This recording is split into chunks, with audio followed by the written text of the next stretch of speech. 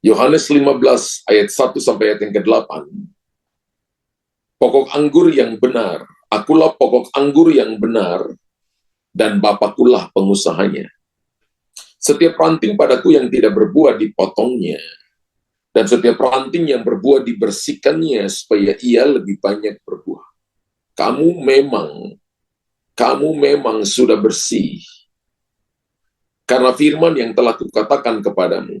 Tinggallah di dalam aku dan aku di dalam kamu, sama seperti ranting tidak dapat berbuah dari dirinya sendiri kalau ia tidak tinggal pada pokok anggur. Demikian juga kamu tidak berbuah jikalau kamu tidak tinggal di dalam aku. Akulah pokok anggur dan kamulah ranting-rantingnya. Barang siapa tinggal di dalam aku dan aku di dalam dia, ia berbuah banyak. Sebab di luar aku kamu tidak dapat berbuat apa-apa. Barang siapa tidak tinggal di dalam aku, ia dibuang keluar seperti ranting dan menjadi kering. Kemudian dikumpulkan orang dan dicampakkan ke dalam api lalu dibakar. Jikalau kamu tidak tinggal di dalam aku dan firmanku, jikalau kamu tinggal di dalam aku dan firmanku tinggal di dalam kamu, mintalah apa saja yang kamu kehendaki dan kamu akan menerimanya. Ayat 8, dalam hal inilah Bapakku dipermuliakan, yaitu jika kamu berbuah banyak, dan dengan demikian kamu adalah murid-muridku. Wow, ini menjadi sebuah pernyataan iman yang diungkapkan oleh Tuhan Yesus, saudara. Ya, Yohanes pasal 15 ayat 1 sampai ayat yang ke-8.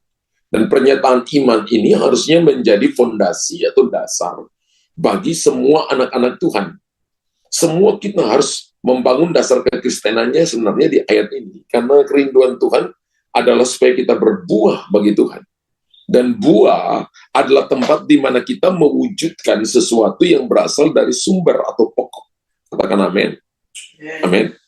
Jadi, orang bisa melihat perwujudan apa yang kita tampilkan, apa yang kita katakan, apa yang kita pikirkan, tergantung dari mana pokoknya, dari mana sumbernya. Siapa pokok kita? Siapa sumber kita? Yohanes 15 ayat yang pertama tadi berkata, akulah pokok anggur yang benar dan Bapakulah pengusahanya. Lihat, perhatikan sebuah pernyataan iman di sini. Akulah pokok anggur yang benar. Ada pokok anggur yang kita bisa makan buah anggurnya. Tapi itu bukan anggur yang benar, saudara. Yesus berkata, akulah pokok anggur yang benar. Terjemahan yang lain berkata, akulah sungguh-sungguh pokok anggur. Wow. Anggur itu adalah sebuah gambaran tentang kenikmatan, sesuatu yang manis, sesuatu yang enak, sesuatu yang datang untuk menghilangkan kita punya masalah, persoalan. Anggur bicara tentang buah roh dalam Galatia pasal 5 ayat 19 sampai 21. Dan Alkitab berkata, Yesus berkata, akulah pokok anggur. Dan kalau kita rantingnya, maka saudara dan saya harus mewujudkan apa yang ada pada pokok itu. Karena ranting menerima sari makanan dari pokok yang dibawa dari akar, kemudian disimpan di pokok. Setiap ranting yang tertanam, maka dia akan menghasilkan perwujudan dari pokok itu. Orang bisa melihat Tuhan melalui kita. Orang bisa melihat manifestasi kuasa Allah melalui hidup saudara dan saya kalau kita tertanam pada pokok itu. Jadi dengan banyaknya bicara kita tidak akan menentukan, tidak akan mewujudkan siapa kita kalau kita tidak tertanam dalam pokok yang benar itu. Dalam pendidikan kita tidak akan bisa, tingginya pendidikan kita tidak akan bisa mewujudkan sumber atau pokok itu kalau kita tidak tertanam. Banyaknya harta kita pun juga tidak akan bisa mewujudkan siapa kita sesungguhnya kalau kita tidak tertanam pada pokok itu. Kalau kita adalah ranting-rantingnya, maka dari ranting itulah kelihatan buah yang sumbernya dari pokok itu sendiri. Amin. Dan Alkitab berkata, saya adalah rantingnya. Bapak Ibu tulis di kolom komentar, saya adalah ranting. Dan kalau saya adalah ranting, maka saya harus menghasilkan buah dari pokok itu.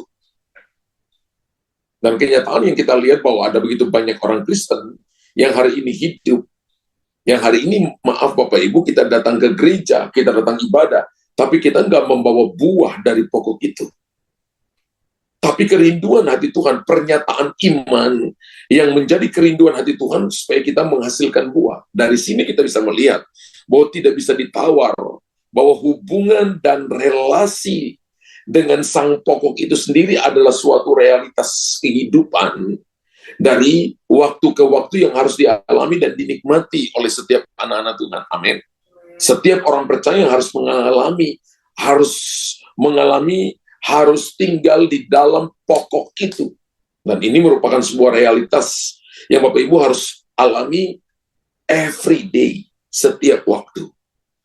Kenapa? Karena buah akan menunjukkan di dalam kita punya kehidupan dalam prestasi belajar, dalam pelayanan. Orang bisa melihat buah pelayanan, bisa melihat buah roh, bisa melihat buah pertobatan kita. Itu harus dihasilkan. Ada 3 buah yang tadi saya katakan ini. Harus dilihat dari kehidupan kita. Buah akan menunjukkan di dalam perubahan karakter. Buah juga bisa menunjukkan di dalam pergaulan kita. Buah juga bisa menunjukkan siapa kita di dalam keluarga kita, di tengah-tengah masyarakat. Orang bisa melihat kita orang Kristen, kita pengikut Kristus, atau bukan sama sekali dari buah yang kita hasilkan. Dan saya percaya bahwa kalau ketika kita tercecak menjadi satu dengan pokok, saya percaya bahwa kehidupan kita yang lama akan diubahkan Tuhan menjadi kehidupan yang baru. Amin. Kehidupan kita yang dulunya malas, yang dulunya masa bodoh, yang dulunya nakal, yang dulunya tidak mau beribadah, akan diubahkan menjadi kehidupan yang mencerminkan kemuliaan Tuhan.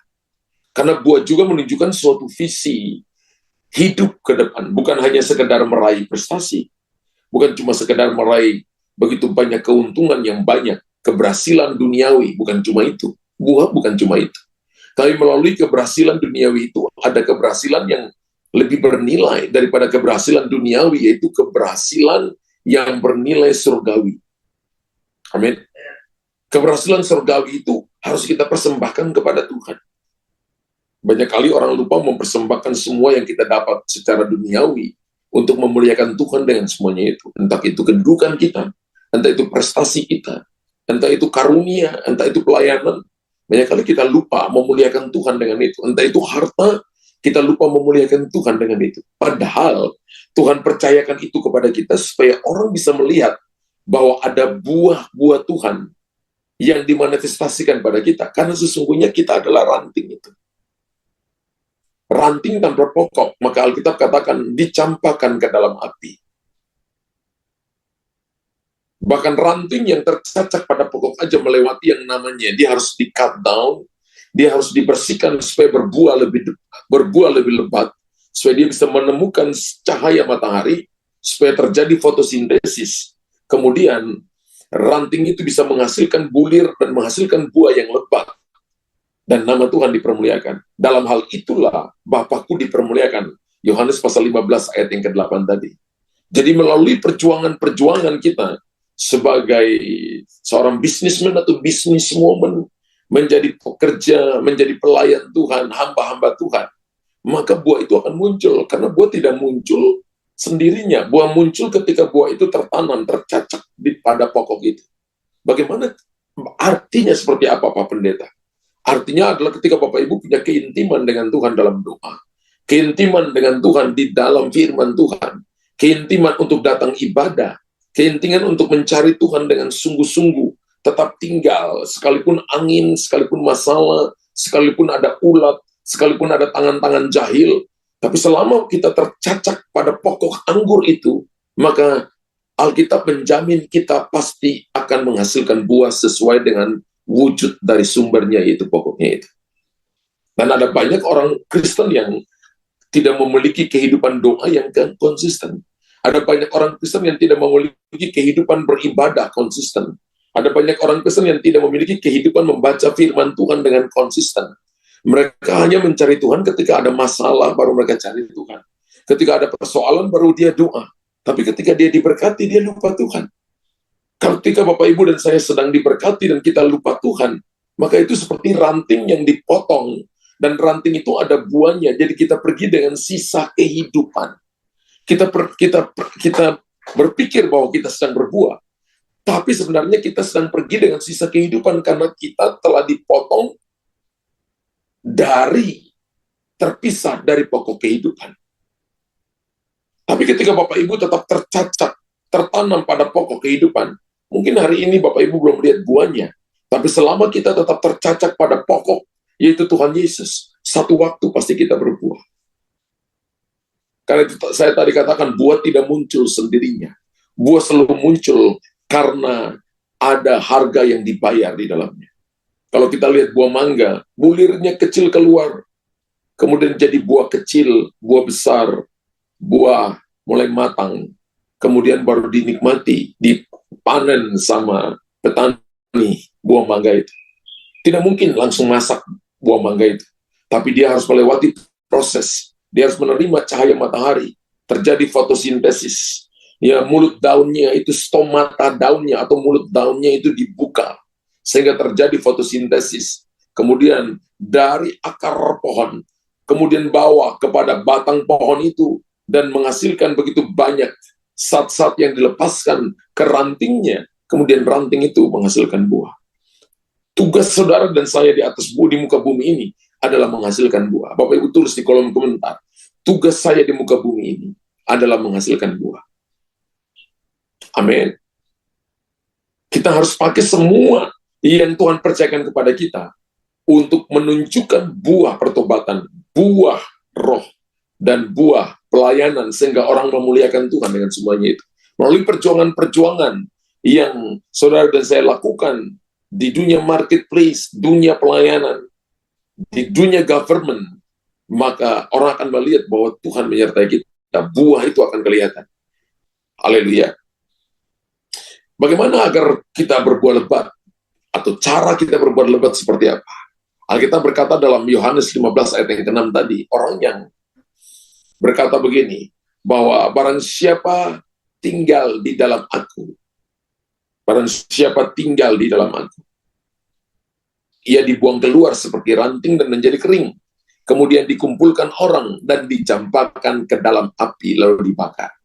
Perhatikan ayat ini, Alkitab berkata, barang siapa tidak tinggal di dalam aku, ia dibuang keluar seperti ranting dan menjadi kering, kemudian dikumpulkan orang dan dicampakkan ke dalam api lalu dibakar. Dan ini adalah ranting kering, saudara. Yohanes 15 ayat 16 berkata, orang yang tidak tinggal di dalam Yesus menjadi ranting kering.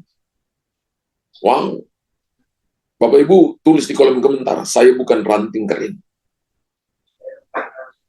Orang ranting kering itu tidak ada ekspresi ketika dengar firman. Orang ranting kering itu tidak ada sebuah gairah ketika ketemu dengan Tuhan. Dalam ibadah, datang tenang, duduk tenang, pulang tenang, saudara. Dia tidak datang dengan sebuah rasa lapar dan haus untuk dapat sesuatu. Ranting yang hidup itu adalah menyerap semua yang terbaik dari pokoknya, menjadi perwujudan.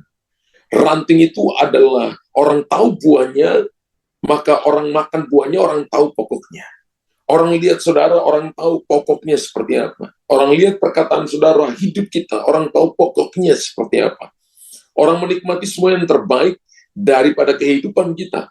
Kalau kita menjadi ranting yang tetap tinggal dalam Tuhan. Dan ini adalah ranting kering. Ranting yang kering itu apa yang akan dilakukan Tuhan kepadanya? Dipotong, kemudian lalu dibuang ke dalam api, dan tidak ada gunanya sama sekali. Ada ranting, ada orang Kristen, ada orang percaya yang Alkitab katakan begini, dipotong lalu dibuang ke dalam api, karena sudah tidak ada lagi gunanya. Kita diberikan pilihan untuk berbuah lebat atau kering, saudara. Hari ini, setiap hari, setiap pagi kita diberikan pilihan berbuah lebat atau kering. Dan kerinduan Tuhan, keinginan Tuhan, dalam Yohanes 15 ayat 1-8 adalah, Tuhan mau kita berbuah lebat. Dan Tuhan tidak mau kita menjadi ranting kering. Bapak Ibu tulis di kolom komentar, saya akan menjadi ranting yang berbuah lebat. Amin. Saya pilih menjadi ranting yang berbuah lebat. Berbuah lebat artinya saudara dan saya menghasilkan buah. Buah pertobatan, buah roh, dan buah pelayanan. Buah pelayanan adalah membawa jiwa-jiwa, bersaksi, mendoakan orang sakit, buah roh adalah saudara dan saya punya karakter yang diubahkan. Kalau karakter yang lalu, kita adalah orang yang malas, karakter sekarang kita adalah orang yang rajin. Kalau dulu kita adalah orang yang hidup di dalam dosa, sekarang kita hidup di dalam kebenaran. Kita diberikan pilihan untuk berbuah lebat atau kering. Dan pasti semua kita ingin berbuah lebat, amin. Tapi mengapa nyatanya banyak orang yang malah menjadi kering? Kenapa kita tidak antusias terhadap kerohanian? Orang kering itu tidak antusias terhadap kerohanian. Kenapa kita tidak antusias terhadap saat teduh? Mereka nggak punya kesempatan untuk duduk diam di kaki Tuhan setiap pagi, setiap hari, 1 jam di hadapan Tuhan. Dia selalu mau sibuk dengan apa yang ada di pikirannya dan tidak sibuk dengan apa yang ada di hati pokoknya, yaitu hati Tuhan. Kenapa kita tidak memaknai sebuah proses yang sedang kita alami, masalah yang kita alami, dan kita tidak berpikir bahwa Tuhan sedang melatih kita untuk berbuah lebat.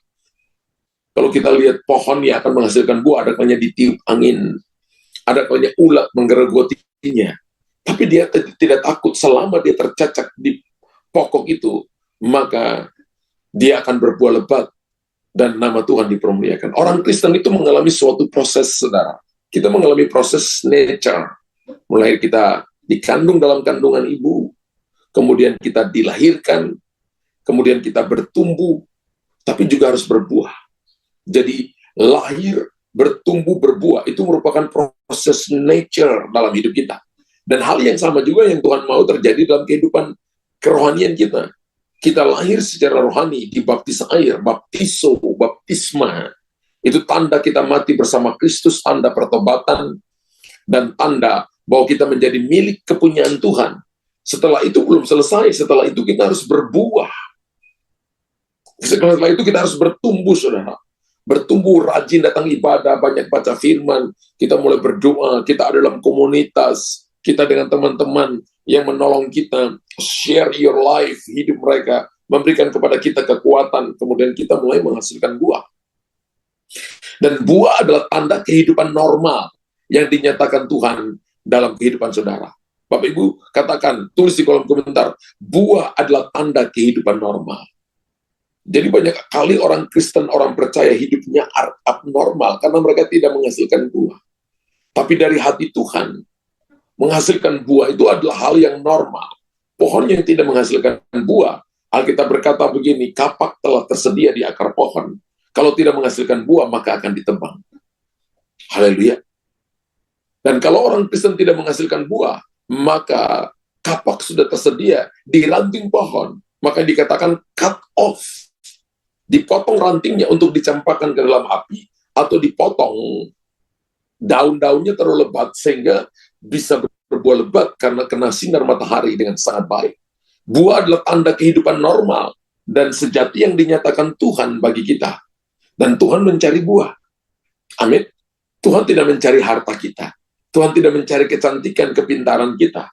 Tapi Tuhan cari buah. Apakah kita menghasilkan buah? Setiap hari Tuhan datang mencari buah.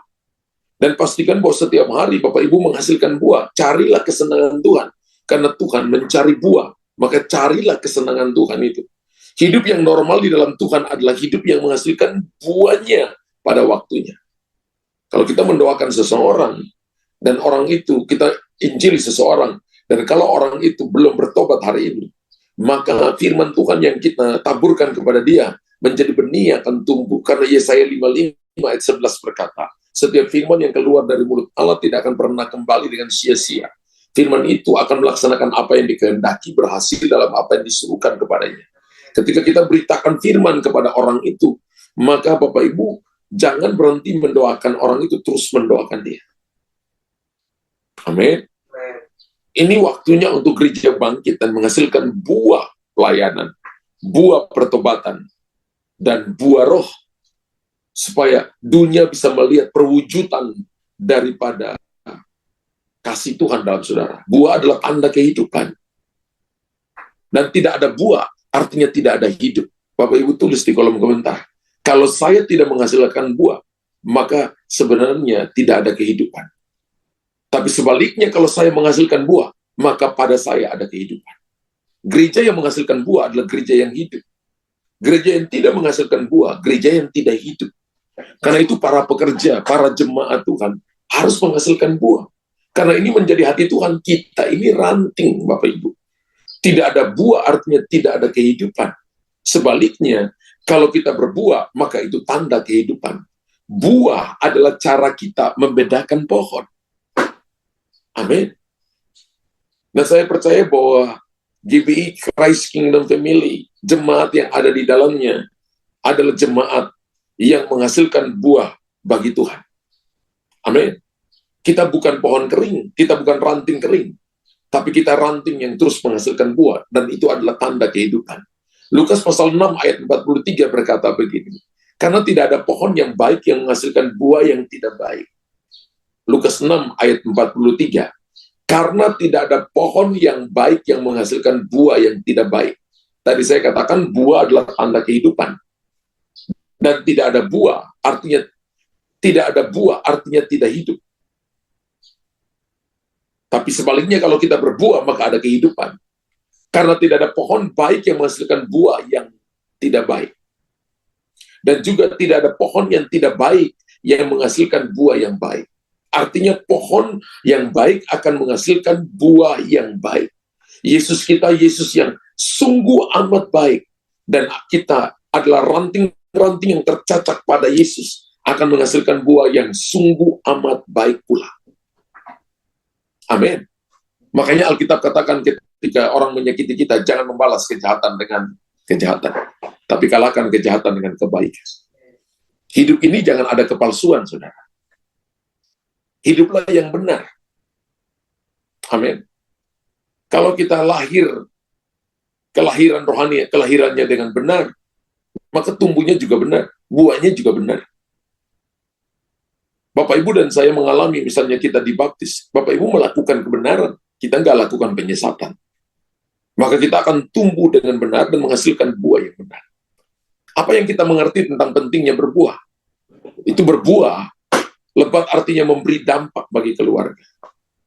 Kita harus memberi dampak bagi sekolah, memberi dampak bagi tempat kerja kita, pelayanan, bangsa, kota, dunia. Jadi kita bukan cuma datang di 4 sisi gedung gereja, tapi ketika kita pulang, kita terima alat peraga dari mimbar yang disampaikan firman Tuhan, maka kita pulang dan membawa dampak di keluarga kita, dampak di dunia kerja kita, dampak di kota kita, dampak di bangsa kita. Apa yang kita dapat dan jadi rema, itu menjadi pola Tuhan bagi kita, untuk kita praktekkan di dunia di mana kita ada, dunia kerja, dunia keluarga, dunia komunitas, kota kita, supaya orang bisa melihat manifestasi dari buah-buah yang kita bawa dari pokok sejati itu, yaitu Tuhan Yesus. Haleluya. Bagaimana kalau kita tidak berbuah lebat?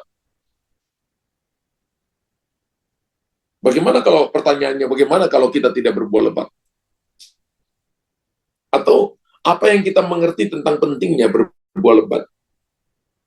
Berbuah lebat artinya memberi dampak, saudara, bagi sekeliling kita, kota kita. Oleh karena itu, panggilan untuk berbuah adalah panggilan untuk semua orang yang telah lahir dalam Kristus. Hari ini, ranting yang berbuah, ini menjadi panggilan Tuhan Yesus bagi kita, supaya kita berbuah lebat. Oleh karena itu, sebenarnya, hanya karena misalnya kita sibuk sana-sini, itu bukan berarti kita menghasilkan buah. Bapak Ibu, kesibukan itu harus dilihat apakah itu menghasilkan buah atau tidak. Kalau kesibukan kita tidak menghasilkan buah, di cut off, harus dipotong. Semua pelayanan, semua pekerjaan, kalau tidak menghasilkan buah, tidak memuliakan nama Tuhan, cut off. Karena kerinduan Tuhan adalah supaya kita menghasilkan buah. Amin. Jadi kalau kita tidak berbuah atau menghasilkan buah yang lain, yang berbeda dengan status kita sebagai anak-anak Tuhan, maka kita harus bertobat. Kita harus bertobat dari cara hidup kita dan kembali tercacak pada pokok sejati supaya menghasilkan buah yang benar. Katakan amin. Amin. Hidup kita tiap hari dilihat oleh orang lain. Kita itu seperti akuarium, Bapak Ibu. Orang lain akan memperhatikan kita. Dan hidup kerohanian itu selalu menjadi daya tarik untuk mempengaruhi orang lain. Satu Daniel bisa mempengaruhi satu kerajaan. Satu Yusuf bisa mempengaruhi satu kerajaan. Saudara dan saya, kita lebih dari satu orang. Kita bisa mempengaruhi satu kota, satu bangsa dengan gaya hidup kita, sehingga orang melihat bahwa kita membawa kehidupan dan membawa contoh hidup bagi banyak orang, dan nama Tuhan dipermuliakan. Tuhan memberkati. Bapak, terima kasih pagi hari ini. Materaikan firman-Mu. Biarlah firman ini menjadi kekuatan bagi kami. Kami adalah ranting yang terus berbuah. Kami bukan ranting yang kering, Tuhan. Karena kami mau tinggal di dalam Engkau dan Engkau dalam kami. Kami adalah ranting yang mau dibersihkan supaya berbuah lebat lagi. Kami tidak mau menjadi ranting yang dipotong, tapi kami menjadi ranting yang tetap akan menghasilkan buah yang lebat. Kami lahir, kami bertumbuh, kami berbuah lebat. Bila kami menjadi orang-orang Kristen yang mau untuk berbuah setiap saat, itu tanda bahwa kami hidup.